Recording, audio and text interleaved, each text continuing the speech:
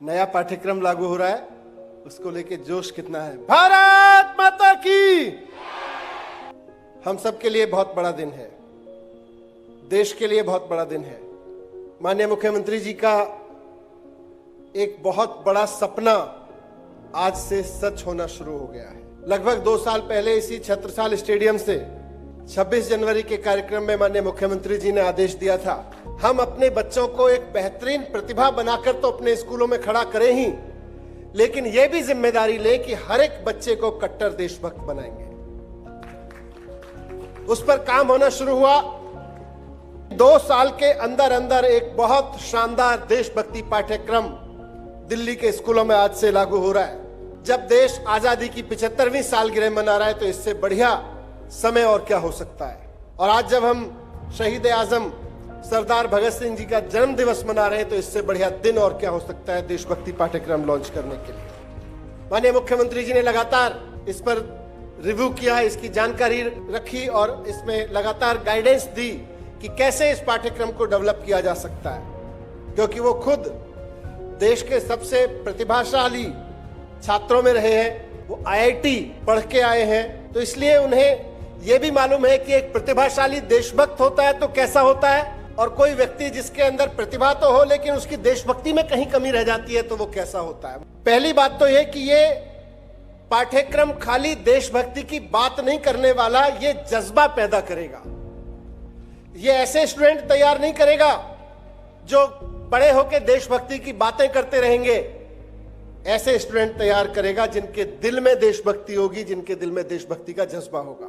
दूसरी बात यह कि ये कोई मोरल प्रीचिंग का नहीं होगा, ये करना चाहिए, देशभक्त होना चाहिए, देश से प्रेम करना चाहिए। ये इतिहास की कहानियों और उनके फैक्ट्स को रिपीट करके रट के परीक्षा देने का कार्यक्रम नहीं होगा, बल्कि इसमें हर बच्चा अपने दिल की तरफ देखेगा, अपने जज्बे की तरफ देखेगा। वो ये देखेगा कि कैसे भगत सिंह नाम का वो लड़का केवल 23 साल की उम्र में फांसी झूल गया। 10वीं 11वीं में पढ़ने वाला लड़का ये देखेगा कि बस 23 साल की उम्र का मतलब है मेरे भैया जितनी उम्र। इतनी उम्र में एक आदमी फांसी पे झूल गया देश को बचाने के लिए, अंग्रेजों को भगाने के लिए।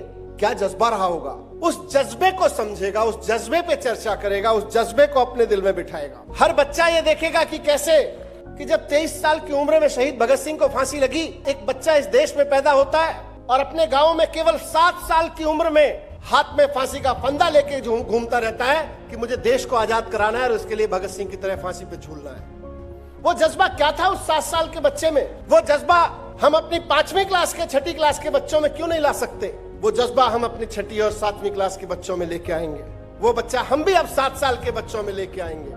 और 19 साल होते होते वो शहीद हेमू कलानी कहलाया, जिसके नाम पर आज हम दिल्ली में एक बड़ा स्कूल भी चला रहे हैं। कैसे एक 20 साल की लड़की, जिसकी कहानी हमने सुना है कि उसका नाम झांसी की रानी था, केवल 20 साल की उम्र में देशभक्ति के लिए, देश के लिए लड़ने निकल पड़ी थी और 30 साल की उम्र होते होते शहीद हो गई। हर बच्चा ये महसूस करेगा कि ये तो मेरे जैसे ही थे, और जब मेरी उम्र में थे तो ये देश के लिए लड़ने निकले थे, और मुझसे थोड़ा सा बड़े होने के बाद में ये देश के लिए फांसी पे झूल गए थे। बच्चा इन गहराइयों को भी समझेगा कि कैसे महाराष्ट्र से निकलकर तात्या टोपे झांसी आए, झांसी में लड़ाई लड़ी, कानपुर में लड़ाई लड़ी, जयपुर में लड़ाई लड़ी।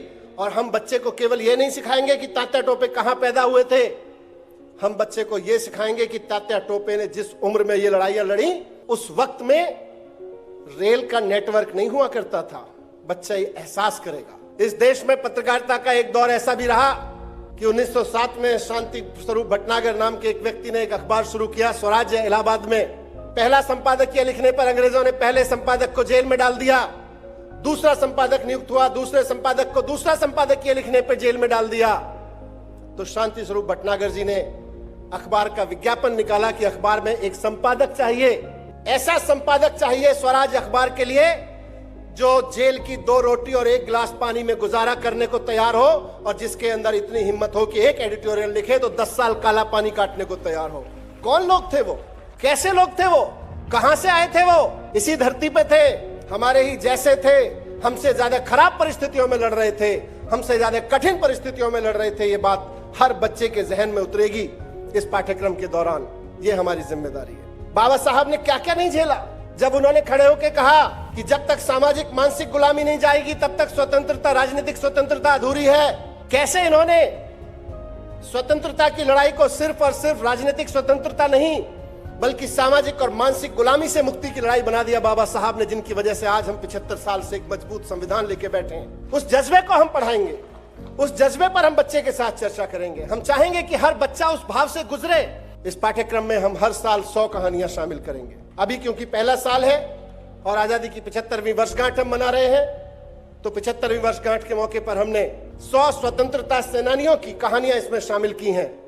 लेकिन अगले साल 100 लोग और, उसके बाद अगले साल 100 देशभक्त और, अगले साल 100 देशभक्त और फिर देशभक्ति के वो तराने, देशभक्ति की कविताएं।